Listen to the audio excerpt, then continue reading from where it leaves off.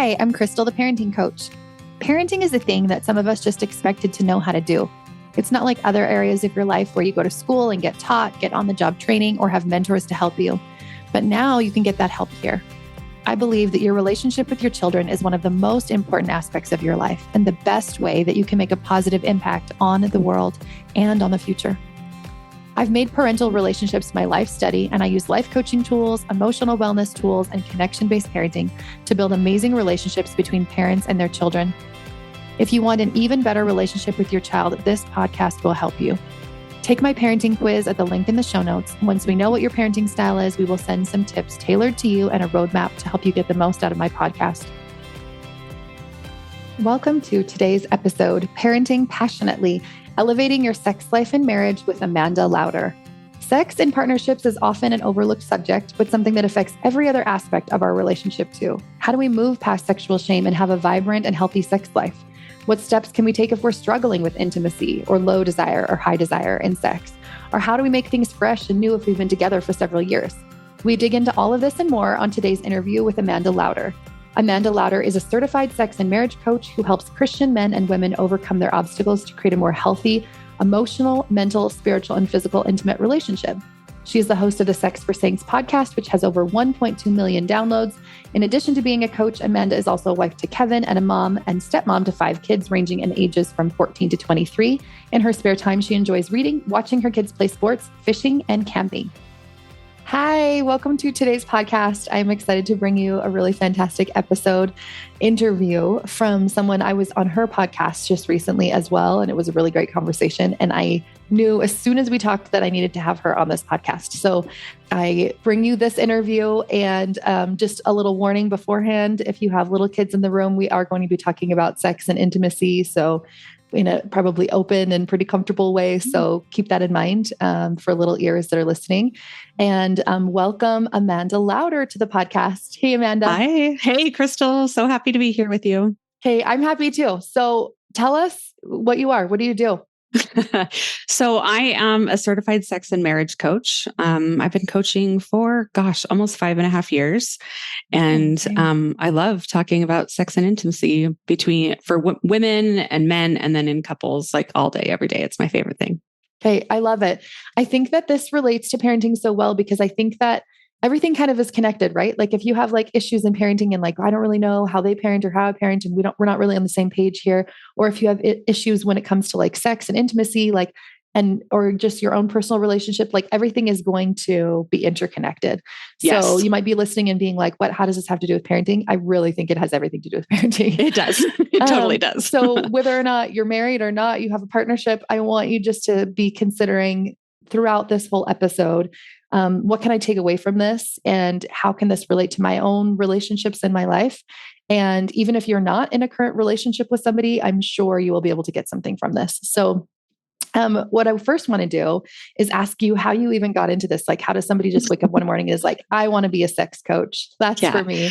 So this has been a lifelong dream. I wanted to be a sex coach as a child. That's totally kidding. Like I'm like nobody nobody's like growing up going, yes, this is what I want to do for a living. But it's something that just kind of, I fell into.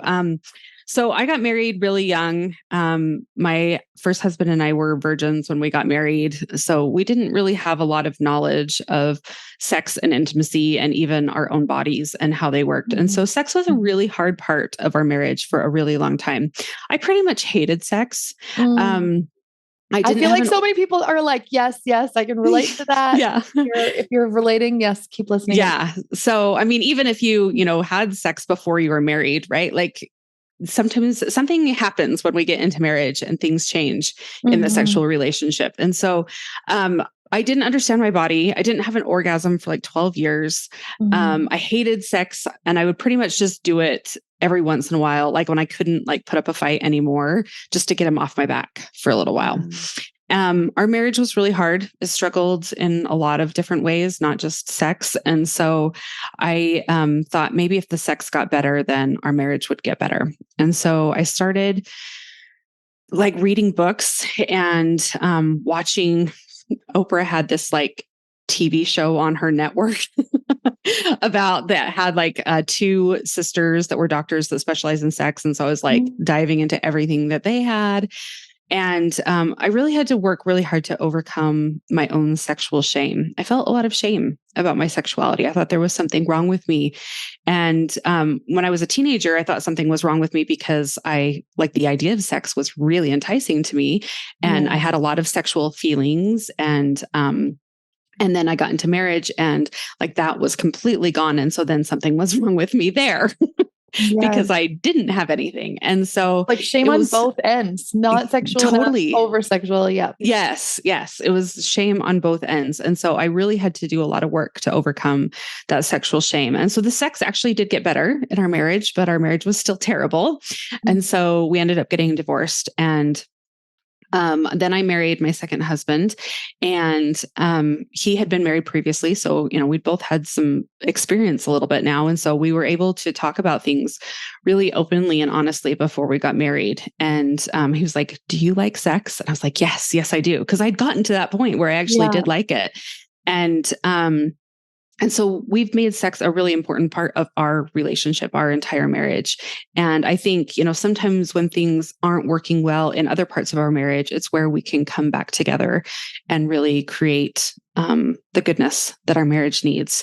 And then that spills over into other parts of our relationship. So with being a blended family, we parent very differently, and we have very different philosophies and experiences with parenting. And so that's probably one of our biggest struggles in our marriage is parenting. But then sex is a place that we actually come back together and create this beautiful relationship. And so I thought about going back to school to become a therapist. But then I was introduced to coaching. Therapy just seemed like it would have been such a long road. And I was raising 5 kids by myself, with him. I had 3, he had 2. And then so together we had 5. And I was a stay-at-home mom and just doing like school full time. And that just seemed like so overwhelming. But then I found coaching and I felt like it was a really good fit. And so I first started coaching women who were struggling in their marriage and contemplating divorce, since I had been through a divorce myself. But I quickly realized that many women were struggling because of sex. And then I went on a girls' weekend with a bunch of other coaches. And, the topic of sex came up like it often does on those girls' weekends. And by the end of the weekend, they were like, "Amanda, you have to change your niche to sex because we've learned more from you in a weekend than we have in like 15 to 20 years of marriage." And I was like, "Ooh, I don't know if I can do that." Yeah. But the longer I thought about it, the more I felt like it was actually what I was supposed to do. And I discussed it with my husband, and he was really supportive. And so I went all in, and I've been doing that ever since. And it's been amazing. So that is awesome. That's awesome. And he's supportive too, because you probably talk about your sex life fairly openly now. And so yeah, that's not his favorite, but but he's a stud. So it works. That is awesome. I think it's interesting what you said too, like how you can connect through sex and intimacy when like other areas you don't necessarily connect in. And I think a lot of people can relate to like not being on the same page with parenting. And so if you're listening to this episode and you have not yet listened to the episode specifically on how to get on the same page, make sure you go tune into that episode as well. So let's dive into sex and intimacy, because I can so relate to this in my whole life for sure. But then also even recently going on a girls' weekend and sex came up again, and talking to all of these women who from the outside, everything seems pretty like good, right? They seem pretty confident and seem like they have good relationships. And like every single person talked about shame and sex. And there was only like one lady there that was just like, I don't really like deal with that. We were all kept asking her questions like, how did you not? Because I've done my own kind of work to go through this, and I'm still doing that. But it's just interesting that it comes up for so many people. And I think that is definitely one of the things that blocks you in sex. So let's dive into that. Just tell us all the things. Like if you're struggling in your current relationship when it comes to sex, what should you do? Well, I mean, it depends on what you're struggling with exactly. But I think, as a coach, like it always comes down to relationship with self. And if you've got a lot of that sexual shame, then that's what we have to deal with first, is we have to work through. I do a lot of somatic work with my clients. I know you do that as well, to help release a lot of that shame that they're feeling and help them have a better relationship with themselves so that they can show up better in the bedroom. A lot of what holds us back is that shame. Either I'm not sexual enough or I'm too sexual. Like I've hit both of those ends of the spectrum, like you said. So and that's one of the reasons why I love coaching on this, is because I've been the low desire partner, the lower desire partner. I'm also a higher desire partner now. Like my husband and I are pretty close, but I've got him beat by just a little bit. So talking about it all day, every day keeps my desire up pretty high. So, but I think that's really the crux of it, is overcoming that sexual shame, realizing that your sexuality is a really integral piece of who you are and who you were created to be. And recognizing that it's like, if we stuff it away and don't think that it's important, that you're missing a piece of yourself, you're never going to feel completely whole without it. Like I talk to a lot of women that are like, I just feel this hole in my life. And so I'm like trying all these hobbies and like going to go back to school or get a job or whatever. And I'm like, if you would recognize that what you're actually missing is this erotic energy. And so erotic energy comes from the word eros energy, which is the life-giving energy. It's really what drives our creativity and this wonderful life that we want and we have. That's what drives it. And so if you're missing that in your life because you are separating yourself from your sexuality, then you're missing a key element. Then there's the other end of the spectrum where you feel it alive inside of you, but then you think that there's something wrong with that. That maybe like your fantasies or your desires are not wholesome or good, or that your partner will judge them or whatever that is for you. And so the shame can come that way. And really realizing like we all have a different erotic map.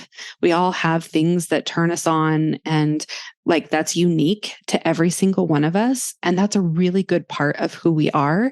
Now, there's things that turn us on that are maybe outside of our value system. And I don't necessarily suggest like going out and doing those things, but playing with that energy and those desires like can create a lot of really good things in your sexual relationship.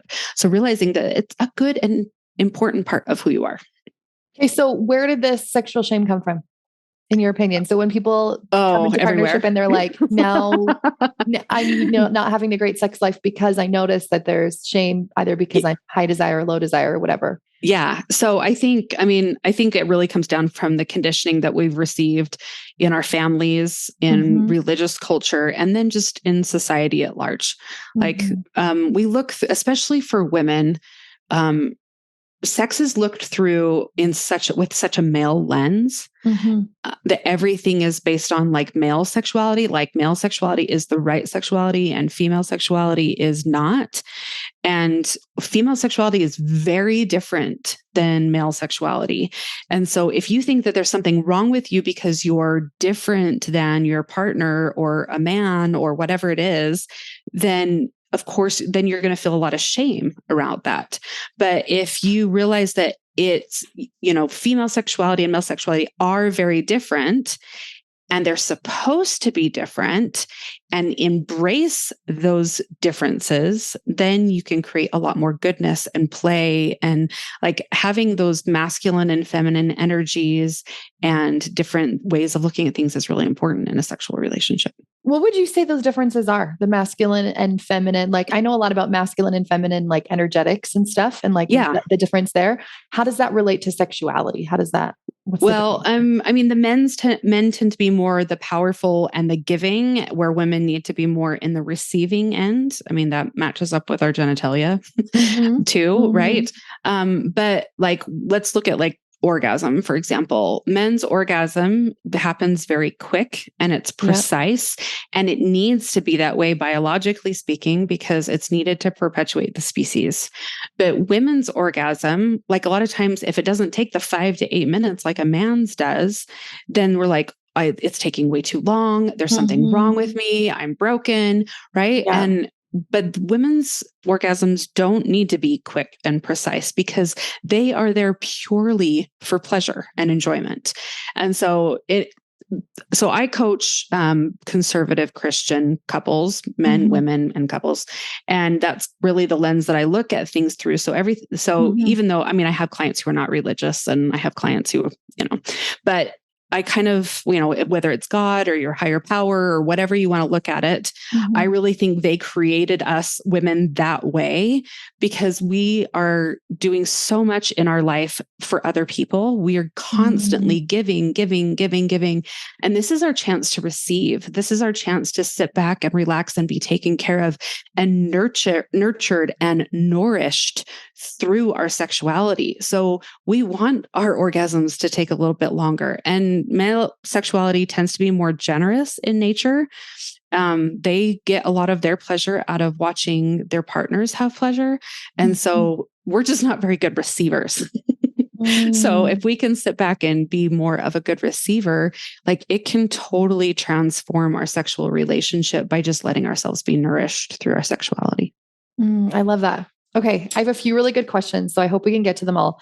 The first one would be, if we want to say we're raising our children and we're just like, okay, well, I don't want to be teaching them this sexual shame. They're probably going to get it in culture. They might get it at church. They might get it in their community or in their friend group or whatever. How can we be that safe space to kind of unshame sexuality for them? Yeah, I think really talking about it openly, and let them know, like, you're going to be hearing things different than this, at church or in the community or just in society. And I want you to know what I think about it. And, the way that I talk about it with my own children, 'cause I've got 5, right now they're 15 to 23. So, they're a little bit older. But is like your sexuality is always a good and important part of who you are and who you were created to be. You just have to decide what your values are around sexuality and how you want to be in relationship to your sexuality to create goodness in your life and in your partnerships. So, I have my oldest child is not religious at all. He has different values than I do around sexuality, but he's living according to his values and his integrity with himself around it. And I think that's a good thing, even though they're different than mine. I think we have to strike a balance. And this is also a good thing to talk to our kids about we don't want to indulge in our sexuality. It doesn't become, it can be a safe place for us, a place where it lowers our anxieties and creates goodness in our life, but it's not something that we need to indulge in, but it's also not something that we need to repress. It's finding that balance of like, okay, according to my values, how do I want to be in relationship with my sexuality? And then support that. So, and I think that's what I talk to all of my kids about and help them. And, I let them know, like, if you feel like you're going one way or the other, either towards indulgence or repression, let's talk about it because, we can talk about it and help you come back to that center and back to that integrity and find that within yourself. I love that even though your son has different values than you do, that you're able to teach it in a way that's non-shaming. Because I think that's often where the shame comes in is when we're like, well, this is my value system and this is the way that you should think. So I'm going to teach you it this way. Then they're going to innately feel the shame of like, well, I'm doing it the wrong way if they have different values than you, instead of allowing them to listen to themselves. Like, what do you think is important? And listen to yourself, and not in a way that's either indulging or repressive, but listen to your like inner self, like your real desires there. Yes. And I think it's really important. One of the things that I talk to my kids about is values are different than behaviors. So like behaviors follow our values, hopefully, if we're in integrity, but like really looking at what your values are, because that's different than just behaviors. So if I find myself in so I'm on I see the spectrum of like, okay, indulgence over in the end where it's like really, would that be like hypersexual or something like that? Yeah. I mean, depending on what your values are, right? We would look at more like hypersexuality or like maybe pornography is not in your value system, the behaviors, but like looking at that, having sex with multiple partners or having sex outside of your relationship and your partnership, if you have an open relationship, that wouldn't, and that's part of your values, then that wouldn't be outside of that. Right. But like looking at your values and what that looks like compared to what the life you're living. Right. And then you look on the other side, like where it's repressed, where you like, don't think about it, don't talk about it, shame yourself for having sexual feelings and thoughts and any sort of behaviors. Right. And so if people that are tuning in feel like they're kind of on one or the other end, and they're like, yes, I understand that sex and intimacy is important and that it's going to be able to help my relationship, but what do I do now? Like, what would you actually tell them to do as a first step, I guess? Well, identify what is your values, right? And then what behaviors that you currently have do not align with those, and then work to change the thought processes and the feelings and actions to make you more in alignment. Whatever that looks like. Okay. I think that sexual shame is probably fairly common. That's what I like. Oh, yeah. People talk about a lot. So what tools or tips would you have for somebody that's kind of on that end of it, where they're just like, yeah, I understand that I want to have a better relationship with my partner, but I'm feeling shame. How would they start? Well, just noticing where that shame comes from. Like, why is it there? And I mean, for most of my clients, they think that it's protective, that it's protecting them from swinging all the way to the other end of the pendulum and being indulgent. But really it's about finding that balance, right? So like, I always have my clients go through a somatic experience where like they identify where the shame is, talk from that shame, why it's there, what it's protecting them from.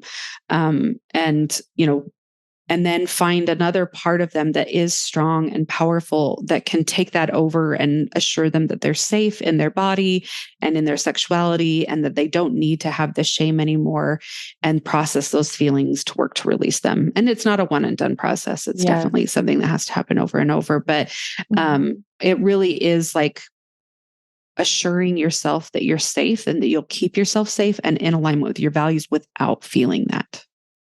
I love that. It's like noticing what those shame stories kind of are and being able to kind of disassemble that and be like, wait, what do I actually believe about this? And like you, I think that when we use the word somatic, for anyone that's listening, that's like, I don't know what that is. That just means like in your body, like going into your body. And so it's not trying to outthink it. Yes. Right. Like a lot of times we try to outthink it, and that just really doesn't work. I feel like shame is one of those emotions that kind of gets just stuck in your body. In your body. Yeah. And so we have to go into the body to release that rather than just trying to outthink it. For sure. I think if we have subconscious beliefs that have been there for a long time, especially in connection to shame, then it needs to be processed in the body. So I love that you said that, going through that experience. And I'll mention a couple other modalities for those of you that are listening that are looking for something. I've heard really good things about EMDR. I haven't tried that, so I can't tell you. But EFT, like tapping, can be helpful.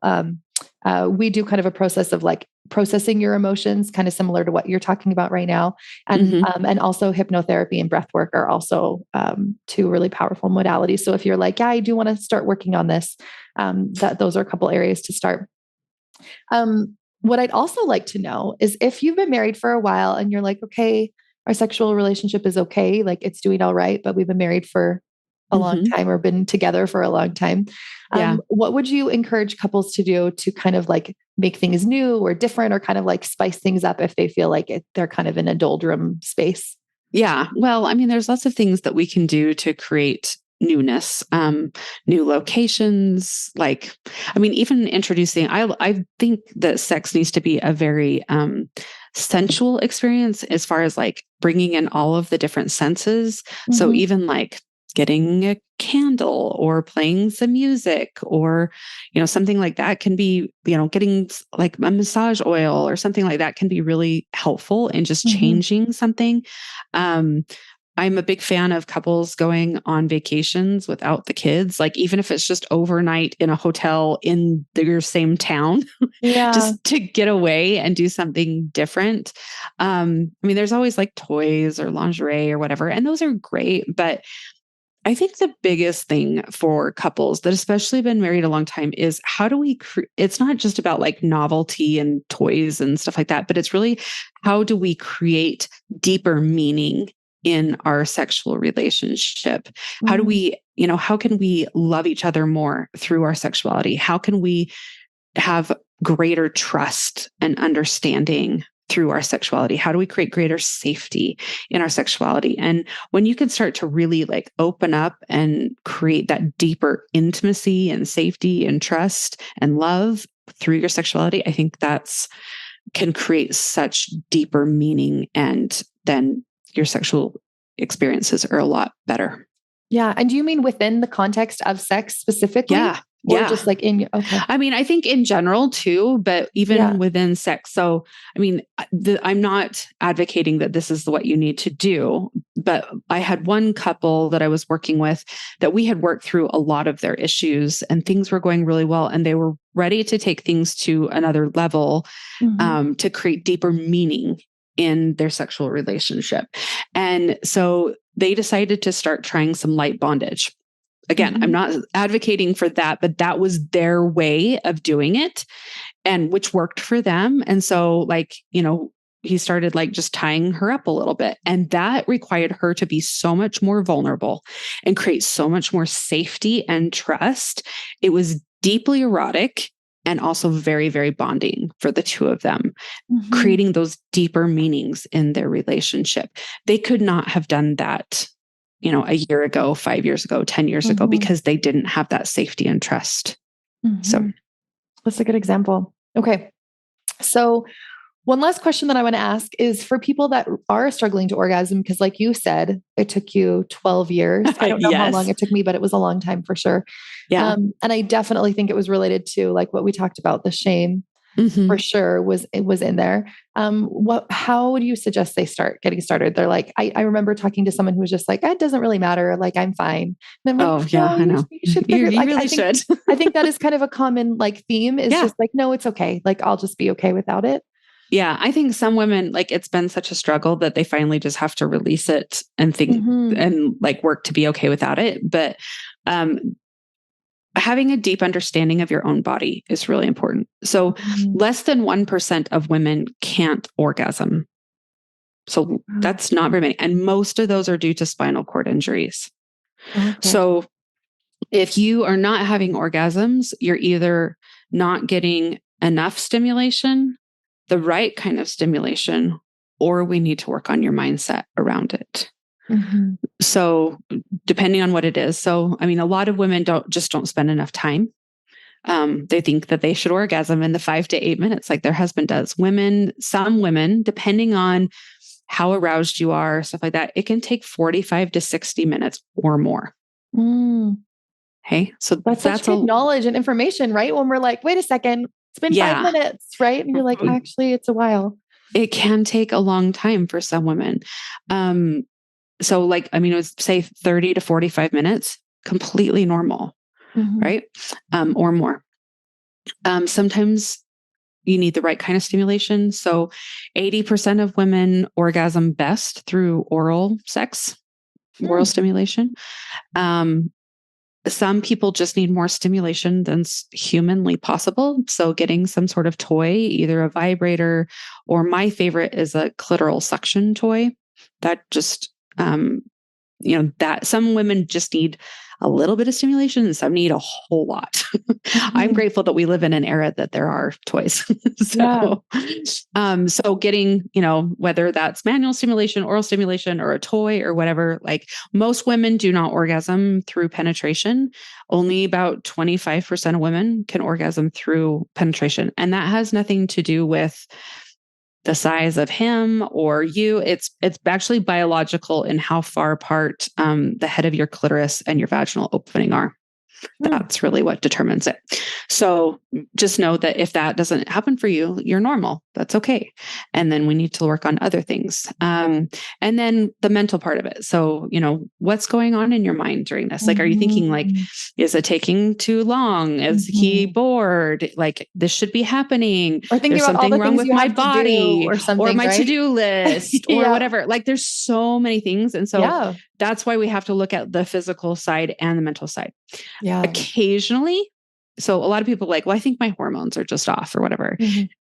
That can be true, but it's very little. Like most of the time it's not hormones. So I think we like to just blame our hormones on everything. Yeah. And it's rarely hormones. It's usually something else. So I always suggest go get them checked, make sure that it's not that, but for most women it's not. And have you coached people through menopause? Is hormones and it typically isn't hormones in relation to sexuality? If you're going through menopause or even perimenopause, like hormones can definitely affect it, but you're usually going to you're going to have other symptoms too. So like if it's just like I can't orgasm or something, then it's probably not hormones. But if you are like having trouble orgasming, penetration is painful, you're not lubricating very well, you're having hot flashes, you're not sleeping well, hormones are probably a bigger culprit. Okay. Yeah. Okay. This was so much information. Thank you. Yeah, sure. That was so good. Kate, I rave about I was going to say sex camps. They're probably like retreats. It is. Yeah. we affectionately call it sex camp. Okay. I've had some long conversations with Amanda about her camps because I think that they're amazing and I would definitely go to them. I just haven't been able to yet because of other conflicts and time and stuff. But one day I will be there and I would love for you to tell us about that. So somebody who's like, yes, I totally agree with this. I want help and support right now. I know you have some other ways to support people too, we'll talk about, but first tell us about your sex camps. Yeah. So I hold retreats usually every February in St. George, Utah. So Southern Utah, you can fly into Las Vegas or sometimes people can get a flight into St. George, depending on what airline they want to fly. But it's the first weekend in February. So this year for 2024, it's February 1st through 4th. It's a Thursday night through Sunday morning. All women. It's so much fun. So I rent this gorgeous house. I bring in a chef to cook all of our meals. I hire a yoga instructor to come in the mornings. I hire a dancer to come and teach us a chair dance routine. I have some other guest speakers that come and teach all about your relationship with yourself and your sexuality and how to make that better. The highlight of every retreat is boudoir photography. So I have a team of hair and makeup and photographers that come in and we do boudoir photography for all of the women. And it can sound really scary at first. Like people are like, "Ooh, I don't know about this." But like some people are like, "No, I don't want to do it." And of course, whatever you want, it will be honored. Some women are just like, "No, I just want to I'll just do headshots or something." And that's totally fine. But most women will they see how much fun everybody else is having doing it. And so they get into it and the difference in the countenance on these women's faces from when they go into the room and when they come out is, it's remarkable. It's so good because these women are finally seeing themselves as beautiful and sexy and amazing. And if you want to give them to your husband, you totally can, but it's not for him. It's for you. It's really helping you see yourself in a new and different way. And it's so much fun. It's so much fun. And do you do couples one still? I know you have. I do couples usually in the fall. Okay. So I have one coming up September of this year. And then I'm sure I'll probably do one next fall as well. So, okay. And I'd also love for you to tell us about your program. In case anyone is knows for sure that they want to work with you already. How do they do it? So depending on, who you are and what you want. So I work with women in my membership. So it's $49 a month. We do live coaching calls once a week. There's monthly classes. There's a course you go through. Actually, there's multiple courses you can go through, but it's really a lot of really great information. And then of course, once you're in the membership, then you can also book private sessions with me. But I always tell people the reason you want a private call is because of the sexual shame that you're feeling. Yes. And so just come onto a group call and we can work through it. Yeah. Then even just doing that is going to help with that shame, right? Yes. To get out there and talk about it. The same reason why you don't want to come to a group call is the same reason that's holding you back in the bedroom. Yes. So I always encourage that, but people still book private calls with me, but you can only get one-on-one calls with me if you're in the membership. So, okay.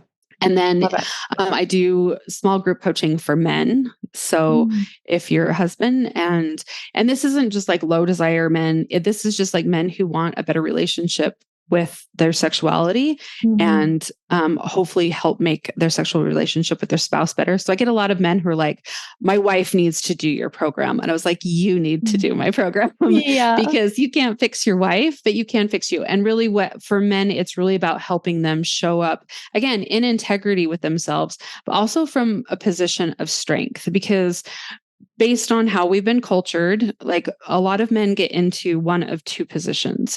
They either go to the like nice guy, like I'm just going to like do all the things that she wants and hopefully earn sex, which is not attractive, men. Yeah. Like, yes, we want your help. We want you to help with the kids and the dishes and all that, but not because you're trying to earn sex, but because you're an equal partner in this relationship. Oh, amen. Yes. Okay. And then the other end of the spectrum is these men who feel very entitled to sex. Like, you know what? We're married or we're in a committed relationship. Like you owe me, like I'm the man, like I have needs. It's your job to fulfill them. And both of those positions are weak positions and they're not attractive. What women really want is a man who knows that he is worthy, that he is, can ask for his desires. And if they aren't met, that he can handle himself and self-soothe. So like, you know, I desire to have sex with you. And she's like, no, I'm not in the mood. And he's like, okay, I will be okay. And handle your own disappointment without getting pouty or whiny or mean or withdrawing or anything like that. Like we want a strong man who can show up in his sexuality, but also respect ours and our wishes and desires. So that's really what I work on with men in my men's program. And then I also take a few couples one-on-one. So that's a lot more limited because I only have so much time. So, hey, this is all so good. I cannot wait to go to one of your retreats / your program one day when I'm, in the world, on the same continent. This has been so helpful and so amazing. We will have links below to everything, your podcast and all your So my podcast is called Sex for Saints. So, just a lot of really great information like we've talked about today. Yeah. So I literally talk about everything on there too. Yes. Come listen to Crystal on there. Thank you so much, Amanda. This has been so powerful, so informative, and I know it'll help so many people. So thanks for being here.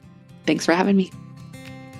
Thanks for listening. If you'd like to help spread this work to the world, share this episode on social media and tag me. Send it to a friend or leave a quick rating and review below so more people can find me. If you'd like more guidance on your own parenting journey, reach out.